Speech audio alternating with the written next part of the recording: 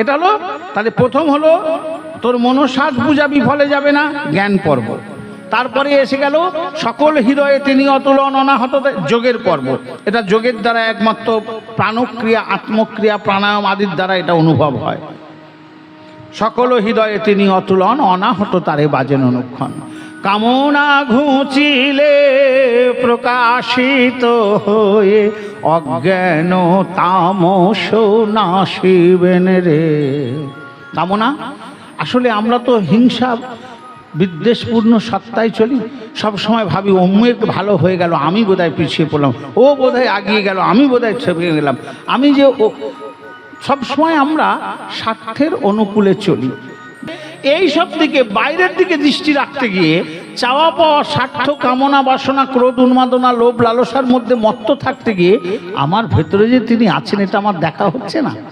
তাই বলো কামনা ঘুচিলে, যখন তোমার মন একদম নিউট্রাল অবস্থায় আসবে, সব কিছু থেকে তুমি সরে স্বতন্ত্র হবে, তখন তুমি কামনা ঘুচিলে প্রকাশিত হয়ে তখন দেখবে সেই শব্দটা শোনা যাচ্ছে, হ্যাঁ সত্যি তো, প্রভু তো আমার মধ্যেও আছেন। তাহলে আমার মধ্যে আছে, তা আমি এতদিন বুঝতে পারিনি। তাই রবীন্দ্রনাথ লিখছে, হিয়ার মাঝে লুকিয়েছিলে, হিয়ার মাঝে তুমি আমার মধ্যে লুকিয়েছিলে, পাইনি তোমায় দেখতে, আমি পাইনি তোমায় দেখতে। যখন অনুভব হলো, এবার দেখার চেষ্টা করো, বাইরের দৃষ্টি বন্ধ করো, অন্তরে দৃষ্টি নিক্ষেপ করো, তবে তাকে দেখতে পাবে। তাই বলছে কি, যে যখন তিনি আসবেন সকল হৃদয় কামনা ঘুচিলে প্রকাশিত হয়ে অজ্ঞান। অজ্ঞানটা কি? তিনি যে আমার মধ্যে আছেন এই বোধটা আমার ছিল না, এই অজ্ঞানটা দূর হলো, তিনি আত্মপ্রকাশ করলেন। এইবার কি বলছে না, প্রেম অশ্রু জলে ধোয়াও চরণ। তাহলে প্রাণের ঠাকুর যখন এসেছেন তার পায়ে জল দিতে হবে। আমরা সাধুগুরু বৈষ্ণব বাড়িতে গেলে কি করি? পা ধুইয়ে দিই। তাহলে ঠাকুর এসেছেন, তাকেও তো চরণ কি দেবে? প্রেম অশ্রু জলে তার চরণ ধোয়াও, অনুরাগ বস্ত্র উত্তরী পরাও। অনুরাগ, প্রভু আমি তোমাকে শত ব্যস্ততার মধ্যে একটু ডেকেছি, তুমি এত কৃপাময় যে এসেছো, ঠিক আমরা অকৃতি অধম, তবু তুমি আমাদের উপেক্ষা করনি, চরণে স্থান দিয়েছ। অহভাগ্য আমাদের। অনুরাগ, ঈশ্বরের প্রতি অনুরাগ দিয়ে তাকে সুসজ্জিত করো। গুরু নাম ফুলের মালা গেঁথে গেঁথে প্রতীক্ষায় যদি বসিবি রে। কবে পাওয়া যাবে? এই যে সঙ্গ দিচ্ছি, ঠাকুর আসবেন, অনুরাগ, হ্যাঁ, গুরু নাম ফুলের মালা গেঁথে গেঁথে, মানে বারবার চলছে, সকাল থেকেই তো সঙ্গ চলছে, হাট বাজার হচ্ছে, সঙ্ঘের ব্যবস্থাপনা হচ্ছে, ভোগ প্রস্তুত হচ্ছে, ফল মূলাদি ক্রয় করা হচ্ছে। কেন? আজ আমার সঙ্গ, আজ আমার সঙ্গ, আজ আমার সঙ্গ। এই যে সারাদিন মনে অনুরাগের ফুল, গুরু নাম ফুলের মালা গেঁথে গেঁথে প্রতীক্ষায় যদি বসিবি রে। সুমন ধূপেতে করিয়া মোদন, প্রীতিমাল্য দিয়ে করো আপ্যায়ন। আমরা তো বাইরে কতগুলো গন্ধ স্টিক ধূপকাঠি জ্বেলে দিচ্ছি, কেন? সুগন্ধে ধূপ ধুনায় পরিবেশটা সুন্দর হবে। সুন্দর পরিবেশেই তো সর্বসুন্দর ভগবান আসবেন।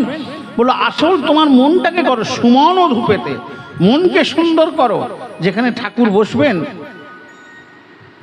বাইরের ফুলের মালা দেওয়ার দরকার নেই, প্রীতি, নিজের প্রীতি দিয়ে, প্রীতি মাল্য দিয়ে করো আপ্যায়ন, তাকে স্বাগত জানাও। আর মন তুলসীতে শ্রদ্ধা চন্দন লইয়া নন্দিত হইবেন রে। গুরু গোবিন্দকে কি দিয়ে পূজা করবে? বাইরের কতগুলো তুলসী পাতা চচ্চর করে ছিঁড়ে এনে চন্দন মাখিয়ে তো দেওয়া সহজ। মন তুলসীটা দাও, তোমার মনকে তুলসীর ন্যায়। তুলসী যেমন শ্রী গোবিন্দ চরণে লপটানি সবসময় লপটে আছে, তেমন তোমার মনকে গুরু গোবিন্দের চরণে করে দাও, তবে তো তুমি ভক্ত। তাই মন তুলসীতে শ্রদ্ধা চন্দন, বাইরের চন্দন নয়, তোমার অন্তরের শ্রদ্ধা চন্দন মাখিয়ে গোবিন্দ চরণে না লইয়া নন্দিত হইবেন রে। গুরু কি চায়? ভক্তের মনটাই চায় যে আমার ভক্ত সর্বদাই আমার অনুগামী হয়ে থাকুক, আমাকে অনুসরণ করুক, আমাকে অনুকরণ করুক, আমার ন্যায় নীতিগুলোকে বোঝার চেষ্টা করুক, আমার ভাব আদর্শটাকে নিজে ফিল করুক, অপরকে বোঝাক। এই হলো মন দিয়ে তাকে ভালোবাসার নিয়ম। তাই মন তুলসীতে শ্রদ্ধা চন্দন লই আনন্দিত হইবেন। এরপর কি বলছে, তাহলে এই সব কথাগুলো কি, এবার প্রেমের কথা আসছে। জ্ঞান দিয়ে তাকে জানলাম, মনসার পূজা বিফলে যাবে না, তিনি আসবেন। যোগ দিয়ে তাকে খুঁজে পেলাম যে হ্যাঁ সত্যি তো তিনি আমার হৃদয়ে আছে। আহা অন্তরের মণি প্রদীপ আলোতে আহা কি সুন্দর লাগিবে রে। মনে মনে ভাবো, দৃষ্টিটাকে ভেতরে নাও, হৃদয় পদ্মটা বিকশিত হয়েছে, ঠাকুর সেখানে বসেছেন।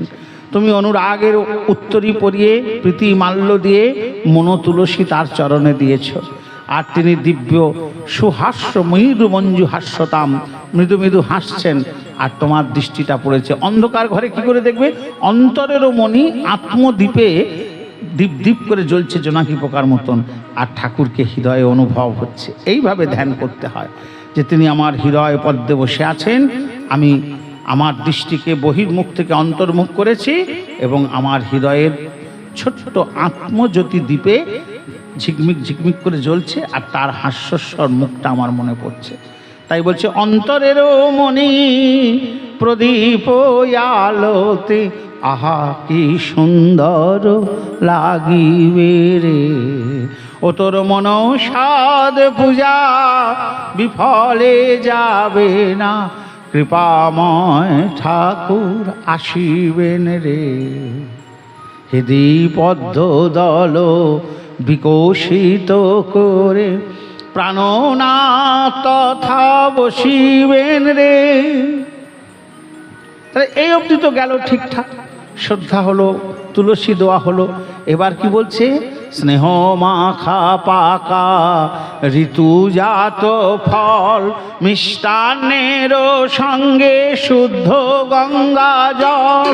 স্নেহ মাখা পাকা ঋতুজাত ফল মিষ্টান্নের সঙ্গে শুদ্ধ গঙ্গা জল।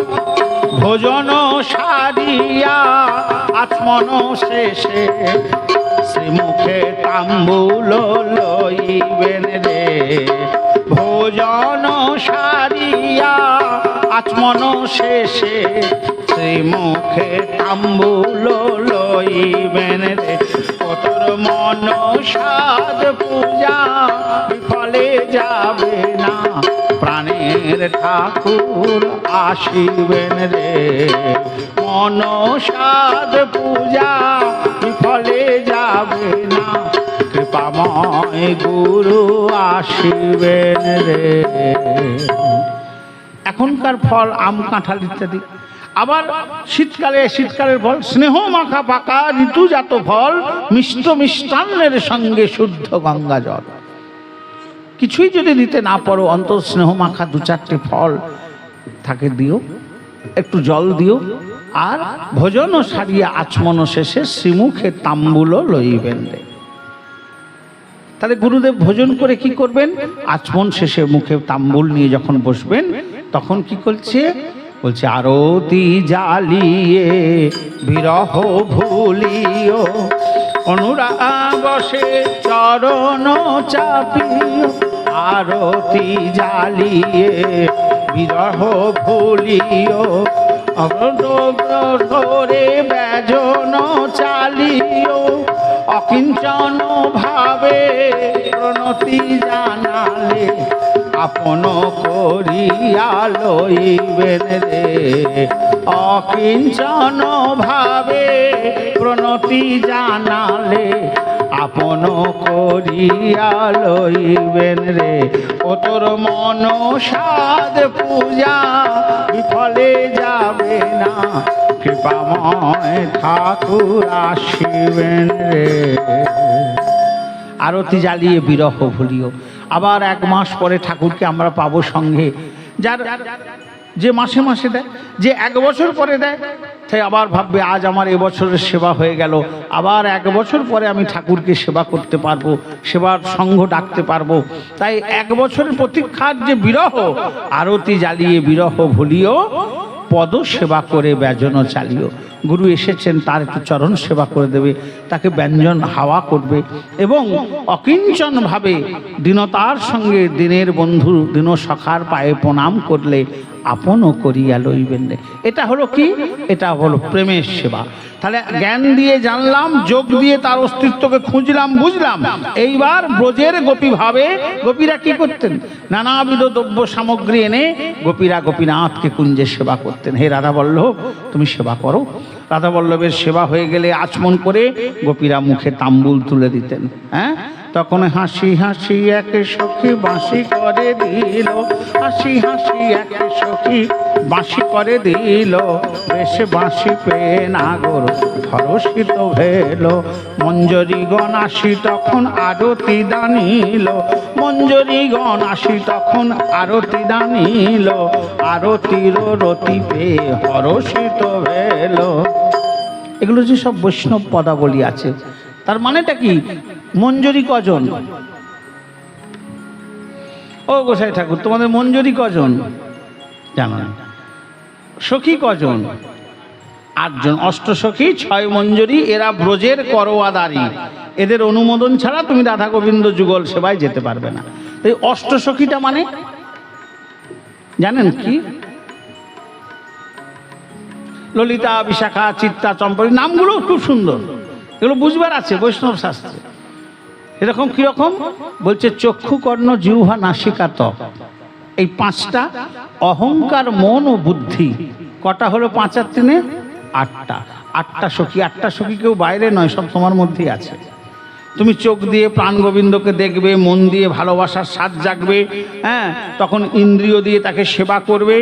আর অহংকার, মন ও বুদ্ধি, যার যেমন ভাব, যার যেমন বুদ্ধি, তার তার এক একজনের এক একটা লাইফস্টাইল আছে, বেশ থাকে। আমরা বলি ও ওর মতন, ও অন্য কারো মতো নয়। এইটা হচ্ছে তার অহংকার, মানে তার নিজস্ব আকৃতি, প্রকৃতি, স্বভাব। তাহলে অহংকার, মন ও বুদ্ধি, প্রকৃতি, রষ্টদা, এই 8টা হলো সখী। আর 6 মঞ্জরি কারা? মঞ্জরিরা একটু কড়া হয়, তারা খুব নিয়ম নীতি মেনে চলে। সেটা হলো কি না? মঞ্জরিগণ হচ্ছে আমাদেরই কাম, ক্রোধ, লোভ, মোহ, মদ, মাৎসর্য। এই 6 জন হলো আমাদের দেহ মন্দিরের মঞ্জরি। এরা যুগল সেবা করে। এরা যদি অনুগামী না হয় তুমি সেবা করতে পারবে?